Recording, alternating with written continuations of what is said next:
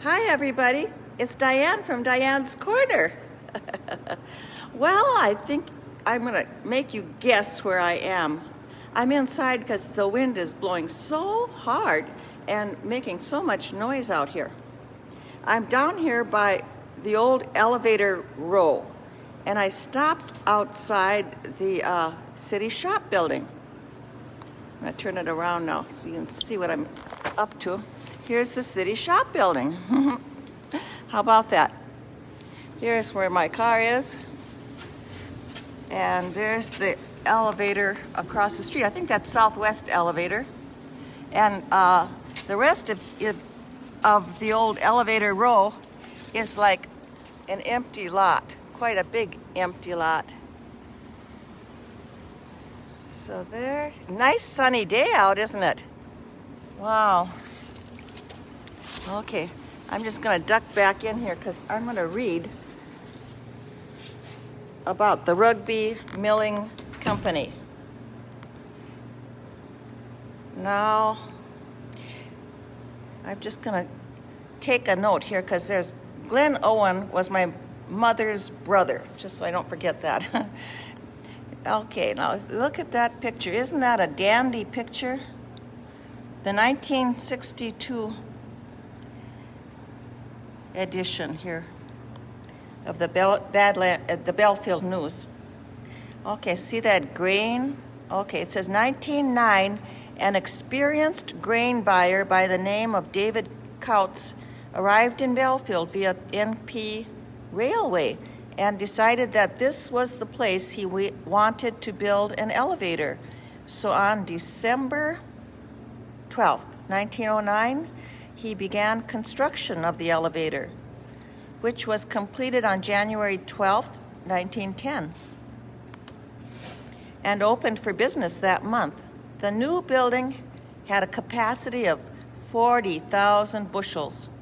Some of the managers through the years were Gus Bedoin and Axel Eriksson, Arthur Pearson, and William Doring.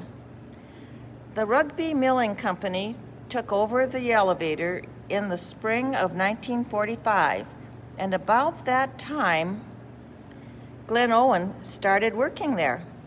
1946, Glen Owen took over as manager, succeeding William Doring, and the photo above is one of a series of expansion programs launched by Rugby Milling during the 1950s. Note the grain piled in front of the elevator. That was always such a beautiful sight to see. So that's the Rugby Milling Company. Now that took up quite a lot of space on this empty lot, as you can see. And now I'm going to switch it here to the Belfield Grain Feed Company. Now this was also a relative, and that was my dad's cousin, Clarence Buckman, that managed the Belfield Grain and Feed Company right there. It says on an April 1933 edition of the Belfield Review proclaimed in bold headlines the establishment of a new industry in Belfield. It was the Belfield Flour Mill, an elevator, and was built by W.E. Cole of Hebron. A 26 by 30-foot building was erected to house the mill, which was to be used to manufacture the best grade of flour possible. This was one of the high points in the history of the elevator, which is now known as Belfield Grain and Feed. In 1946, Henry R-O-E-H-R-I-C-H of Bismarck bought the elevator from the Coles and is, still the owner. That's 1962. Clarence Buckman has been manager of the elevator since 1946. Additional bin space was added in 1958 and 59. The elevator now has a capacity of 100,000 bushels. Wow. We welcome you at Belfield Grain and Feed Company. So that is the elevator row, a couple pieces there anyway. So, and here we are in this shop building, which is the old fire hall actually in Belfield. How about that? Never know where you're going to end up when you're taking videos, but it's kind of fun to see what the inside of the city shop looks like.